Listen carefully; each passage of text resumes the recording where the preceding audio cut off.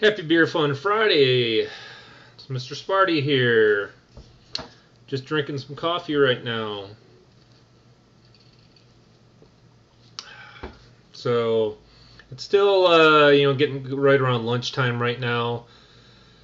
First off, I wanted to say I did my smash beer finally. It's 12 pounds of two-row and then just some Cascade Centennial and then my American Ale 1056 yeast. And I brewed that yesterday, and the brew day went pretty well. There's only one thing I forgot to do, and I'll talk about that after I cut back from the footage. And then real quickly, I wanted to say thank you. Let's see if I look. I'm up to 67 subscribers now, so I just wanted to say thank you to all you guys that watch my videos. And I really do appreciate it. Any and all comments that you guys do, I really appreciate. I do my best to respond to any comments. I do my best to watch all your videos. And like I said on Wednesday's video, I do have some new subscribers, and I'm trying to subscribe to your channels if you guys have videos out there. Just be patient with me because as you guys know, the more and more subscriptions you get, the harder it gets to keep up to date on all the videos. So I don't want to keep rambling on, so I'm going to go ahead and shoot over to my brewing footage I did yesterday, and then I'll be back with you guys and hopefully have a beer at that time. Okay, today I'm brewing my smash beer with my two-row.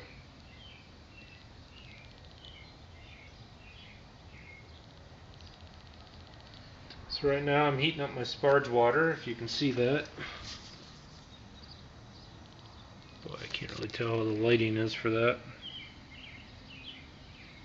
Let me move that over to the light a little bit better. There we go. So you can see my water's at 99 degrees right now and going up.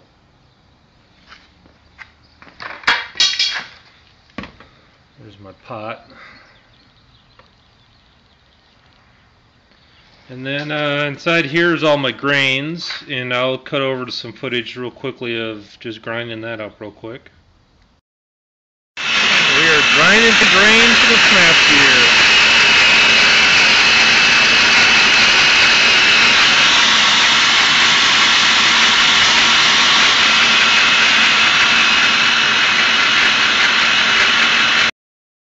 Okay, here we have our 12 pounds of two-row for the smash beer.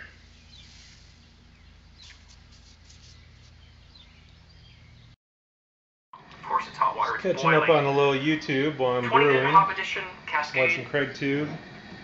I don't know if you can see that or not, but we're at 157 right now, and I got to get to 172.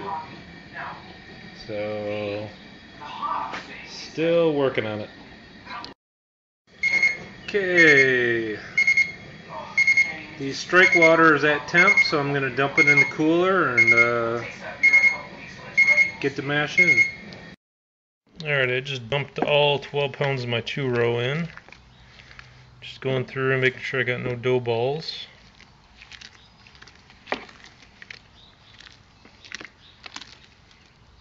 See, I got a few in here that I got to get rid of.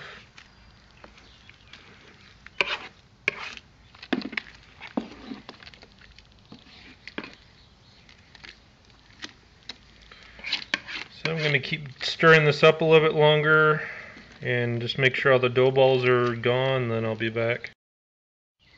Okay, I said I should bring this to 152.6. I took a few temperature readings. I mean, right now it's saying 150.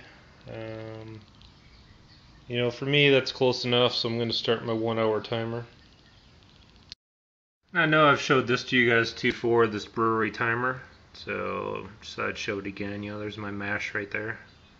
So we're just about 4 minutes in. Maybe you guys can recommend a good phone one for me too. I haven't really researched that too much. And here's my temp gauge. You can see it's still sitting at 150. Pretty solid. So probably in about 15 minutes I'll start heating up my sparge water. Okay, mash time is done, so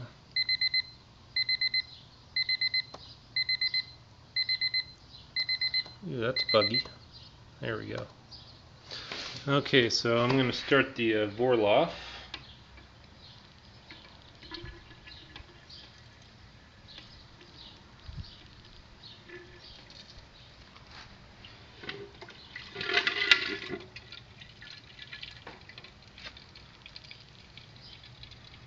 So I'm going to go ahead and probably collect a couple pitchers of this, and then I'll start draining my first runnings into my boil kettle.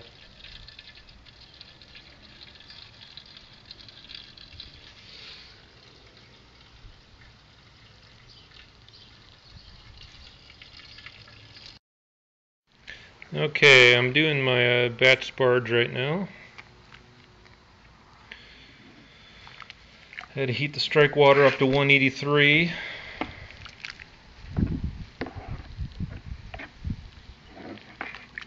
just giving this a nice stir, and then I'm gonna, do a second mash for the batch sparge for 15 minutes. You can see right now it's at 169, 170. And let me grab my instructions, and according to this, it says to do it at 165. So I'm going to go ahead and keep stirring this until it gets to 165, and then I'm going to start my timer. I could probably move this around a little bit too.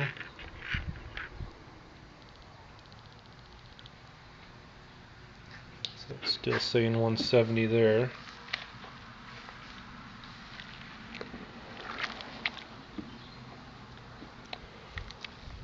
So looks good though. Smells good.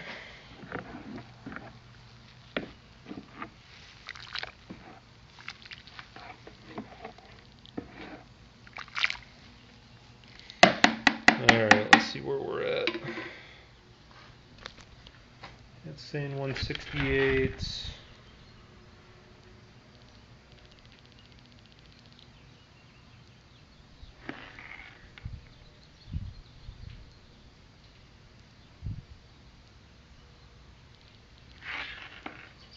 I'm just moving the probe around a little bit.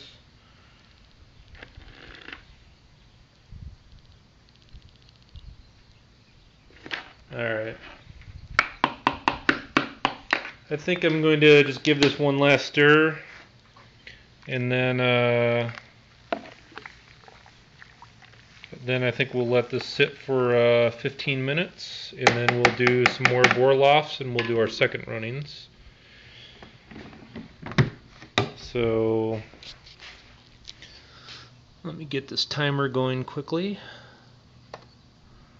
There's our 15-minute timer, and then here's the brew kettle. I got just a little over 2 gallons with the first runnings, which seems to be what I get a lot. So when it's time for the second runnings, then I'll get back with this. Okay, I went ahead and Vorloffed, and now we're collecting our final volume. And right now we're at about close to 4 gallons. So you can see it's nice and clear coming out. So I will be back with you when it's time to boil. Okay, I've started my boil. And if you can see on this stick, just a hair under 7 gallons. Or I can't say I started my boil yet, I've just started heating this up. So you can see it's pretty darn full. We're looking at probably about 6.9 gallons, and my recipe called for 6.880 gallons boil volume, so I think we hit that right on the mark. And then I went ahead and put some in the hydrometer so I could take a pre-boiled reading once this cools down. I'm going to throw that into the fridge. So I'll be back with you when we hit a boil. Okay, you can see we're at a nice rolling boil now. I went ahead and I'm doing a 70-minute boil. I just like to boil the wort just a little bit before I do my 60-minute addition. So you can see that we have minute 47 before my Centennial that I need to add in. I got it right here. So I will be back with you in a minute.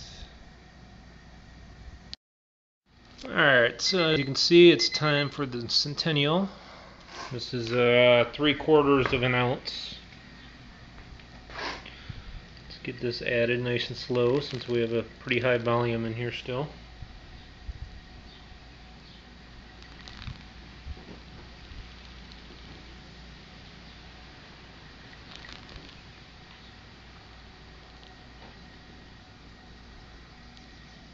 I think we're okay.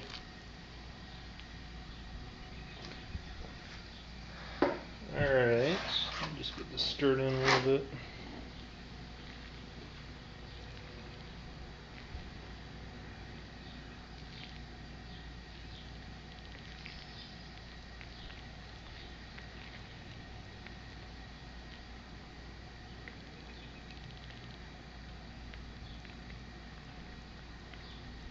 Alright. Our next edition won't be for 30 minutes, and that will be the 1/2 ounce of Cascade. Now we'll be back then. Okay, I just took a quick gravity reading. Looks like it's close to 1044, but it's hard to tell, so I'm just putting down 1043. Expected 1048, but 1043, but I'm doing a 70-minute instead of a 60-minute boil, so we'll see. And I just put a check mark there on the boil volume because I think I hit that pretty much on the mark. So we'll see what the starting gravity ends up when this is all done. 30 minutes left, 1/2 ounce of Cascade.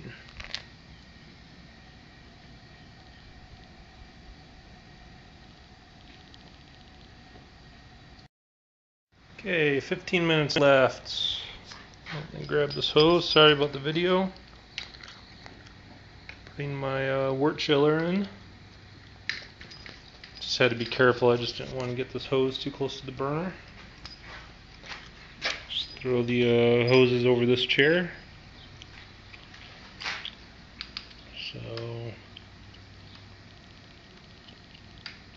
I feel like I'm hooked on something. There we go. Alright, so 15 minutes. Alright, 10 minutes. Irish moss. Okay, 5 minutes. This is the last hop edition. This is a 1/2 ounce of Cascade.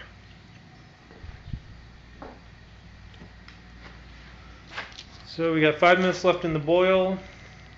Then I will kill the gas and bring it inside to chill it. Okay, we're done chilling. We are draining now.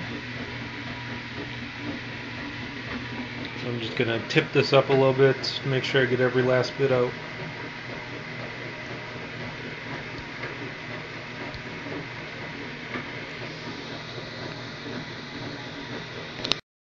Kind of hard to see it, but if I had to guess, it's probably about 5 1/4 gallons is what I ended up with. So I'm going to go ahead and pitch the yeast. And a little trick I learned, I don't remember where I saw this at, but I go ahead and put my magnet on the bottom of this, so when you're pouring it, you don't worry about dumping your stir bar in there. And I'm just going to pitch this whole thing in. So, just go ahead and get it in there.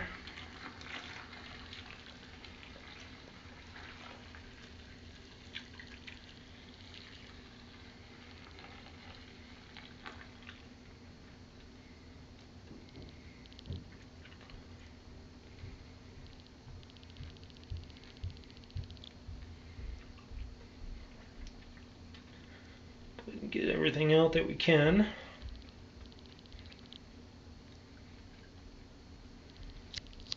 So there you have it. There's my smash beer brewed, and I'll check back with it in a few days, see how it's fermenting. So there's the smash beer. There's my Centennial Blonde dry hopping. Okay, and this is literally only a couple hours after pitching the yeast.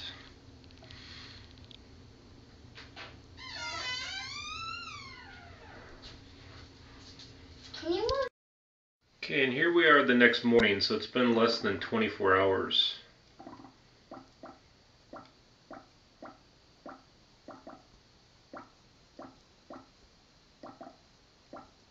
See, this thing's just going nuts.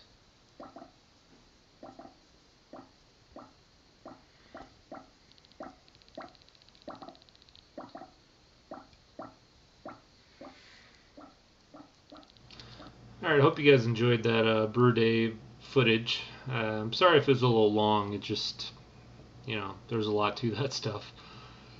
Alright, so the question I have for you guys is, one thing I forgot to do is take a final gravity reading. So, question, do you guys know if there's any way to estimate that?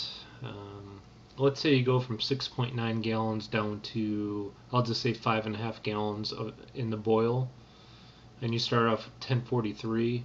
Do you know if there's any calculators out there to estimate that? I'm just trying to see if there's any way to figure that out. Otherwise, I'll just guesstimate it. It's really not that big a deal. The smash beer smelled really good, and as you guys saw in the video, it's just fermenting like crazy. So, let me give this a pour a second. And I'll talk about this.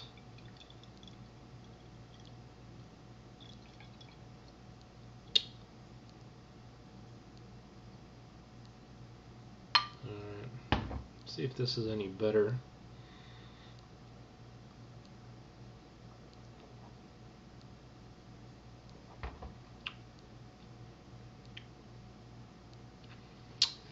Well,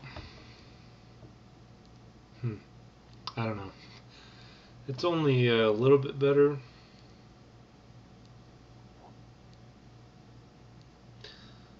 That's my SJ Pour brew. I'm starting to think priming with brown sugar was a bad idea. As you can see, almost no head on it. There's hardly any hiss in the bottle. It's been bottled now for, I'd have to go back and look, probably at least 3 weeks. I'll keep letting it age in the bottle longer to see if it gets any better, but there's still kind of a weird twang to it, and maybe it's the brown sugar. If this doesn't get better in a couple of weeks, and then I'm not going to be sending this out for you guys to try. So, anyhow, that was a question I had, and one more thing I had for you guys. I don't know how many of you guys use a dip 2 assembly in your kegel.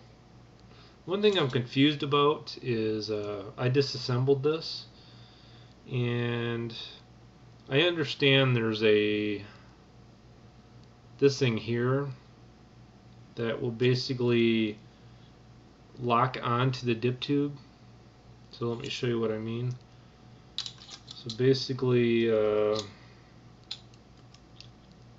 this screws on, and then this basically you tighten down until it's on the dip tube, and then this slides over it to stop it. But I also got this little washer here. I don't know if you guys can see that. I'm not quite sure where that goes, and maybe you guys know. I don't know if that's supposed to go, I just dropped it. Hold on. Sorry about that. I don't know if that's supposed to go on like here with that, and then this goes on here. I don't know if that's the washer that's supposed to go basically inside there to help a better seal or not. Maybe some of you guys have experience with that. I'm just not exactly sure where this little washer right here is supposed to go. So I understand this part here, I got to tighten down. I understand, this goes into the other valve assembly area. I'm just a little confused about this washer. Maybe one of you guys can shed light on it. Other than that,